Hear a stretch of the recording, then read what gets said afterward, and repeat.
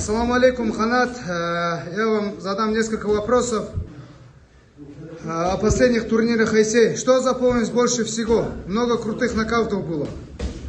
Ассаламу алейкум, Айсей. Айта кечкенде Айсейдин көбүнчө эске калат разворот удар ошо эске калды да кыскасы. Сонун турнирлер, сонун немелер бойлор болот. Несколько слов о сопернике и о подготовке. Билбейм, сопернигим жөнүндө, азыркы сопернигим жөнүндө азыр деле мындай бойлорун көрдүм. А бирок кандай даярданып билбейм анда. Сейчас легче готовиться, чем в марте. Да. Азыркы бойдо 66 чыгып атам, Кудай жакшы, вес боюнча жакшы. Мурда 17-18 килограмм кылчу элем, азыр 10 килограмм кылып атам, жакшы да 7 килограмм аз. Неудачные последние поединки как повлияют на новый контракт?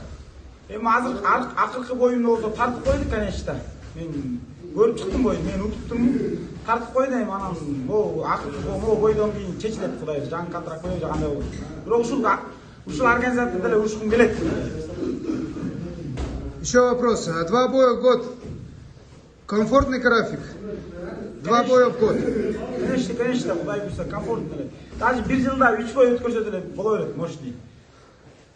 Еще вопрос. Что скажете о Волтере Феррейра? Шамилю Шахбулатову предстоит поединок с ним. Какие черты у бразильца вы отметили? Анын деле бой көрсөтөт барыч. Кто силы, он выиграет, иншаллах. С кем хотели подраться в будущем? Мен соперник тандабайм мен. Соперник тандабай урушо берем. Кимге организатор кимге коет, ошо менен урушо берем. Все, Рахмат, что вы хотели сказать? Все, ассаламу алейкум, вам большое спасибо. Там даяура, там буду.